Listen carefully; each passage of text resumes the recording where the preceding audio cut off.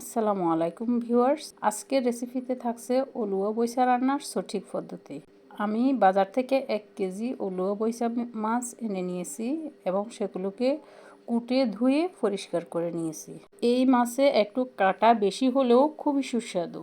বিশেষ করে শীতকালে সকালবেলায় ধোঁয়া ওঠা চিতল পিঠার সাথে এই মাছের ঝোল দারুণ এক কম্বিনেশন। এই পর্যায়ে আমি চুলায় তেল গরম করে নিয়েছি এবং তাতে রসুন, পেঁয়াজ, কাঁচামরিচ দিয়ে কষিয়ে তাতে হলুদ, মরিচ, লবণ, জিরার গুঁড়ি দিয়ে আবারও কষিয়ে নিয়েছি এবং হাফ কাপ পরিমাণ পানি দিয়ে দিয়েছি। এই পর্যায়ে 6-7টি টমেটো ফালি করে দিয়ে দিয়েছি এবং সেগুলোকে কষিয়ে নিয়েছি। এ পর্যায়ে আরও 1.5 কাপ পরিমাণ পানি দিয়ে দিয়েছি এবং মাছগুলোকে হাতের সাহায্যে মেলে দিয়ে দিয়েছি। ভালোভাবে একটু মাছগুলোকে সেট করে নিব। আমি খুবই সহজ সহজ রেসিপি উপস্থাপন করছি। মাছ দেওয়ার পরে আমি আর কোনো পানি ব্যবহার করিনি। তো আমার মাছ রান্না শেষ। এখন আমি ধনেপাতা দিয়ে নামিয়ে নিব। ভিডিওটি ভালো লাগলে শেয়ার দিয়ে অন্যকে দেখার সুযোগ করে দিন। ধন্যবাদ।